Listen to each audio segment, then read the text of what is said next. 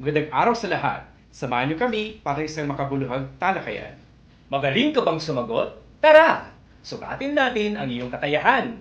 Maliban sa tubig, anong inumin ang isa sa pinakamahalaga na dapat inumin ng mga bata at nakatatanda? Ito rin ang nagsisilbing inumin at pagkain ng mga bagong silang na sanggol. Kung ang sagot na nasa iyong isipan ay gatas, ikaw ay tama. Bakit nga ba mahalaga ang gatas sa buhay ng tao, lalo na sa mga mag-aaral? Ating tuklasin ang ilan sa mga mahahalagang na itutulong sa atin ng gatas.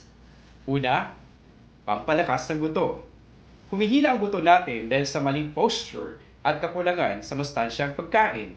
Ang isang basong gatas ay naglalaman ng 113 mg na calcium na lubos na mahalaga para maiwasan ang pagkasira ng ating buto. Ikalawa, mayaman sa bitamina at mineral. Ang gatas ay superfood na naglalaman ng lahat ng mahalagang bitamina at mineral na ating kailangan. Ito ay may vitamin B12 na kailangan ng ating utak. Ang gatas ay may riboflavin para mapanatiling malakas ang ating katawan. Ito rin ay naglalaman ng phosphorus na makatutulong sa pag-aayos ng ating mga sirang selula. Ang gatas rin ay mayaman sa protina. Ang 100 grams ng gatas ay naglalaman ng 3.2 grams ng protina na tumutulong sa ating katawan para gumawa ng enzymes upang palakasin at hilumin ang ating kalamnan, kasukasuan at balat. Kailangan rin ito para makagawa ng hormones ang ating katawan. At para sa mga mag-aaral na kagaya ninyo, ang pag-inom ng gatas ay nakatutulong upang maging matalas ang ating pag-iisip. Ito rin ay tumutulong sa pagdaragdag ng konsentrasyon sa pag-aaral na nagdudulot ng matataas na marka sa klase. Kaya dapat lamang na uminom ng isang basong gatas araw-araw, lalong-lalo na ang isang batang katulad ninyo. Ngunit, paano naman kapag ang isang mag-aaral ay hindi umiinom ng sapat na gatas? Ano kaya ang magiging epekto nito sa kanila? Alamin natin. Ang isang mag-aaral na hindi umiinom ng sapat na gatas ay sakitin, maliit, at kulang sa timbang. Sila rin ay laging nangihina, inaantok, at walang konsentrasyon sa klase.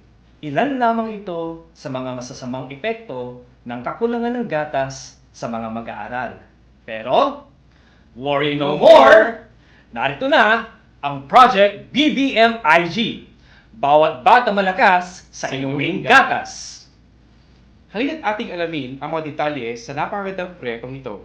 Ang pamunuan ng San Carlos City Division sa panguna ng ating tagapamanihala na si Dr. Sheila Marie A. Permesias ay nag-usad ng puntanging proyekto upang matugunan ang problema ukol sa kakulangan ng pag-inom ng gatas ng ating mga mag-aaral dito sa San Carlos City. Ito ang Project BBMIG. Ito ay naglalayong solusyonan ang lumalalang problema sa nutrisyon na isa sa mga pangunahing dahilan kung bakit patuloy na bumababa ang antas ng kasanayan ng mga mag-aaral sa paaralan. Sa tulong rin ng napagandang proyektong ito, ang mga mag-aaral ay nagkakaroon ng mas malusog na pangangatawan, mas matalas na kaisipan, at mas aktibong individual sa paaralan.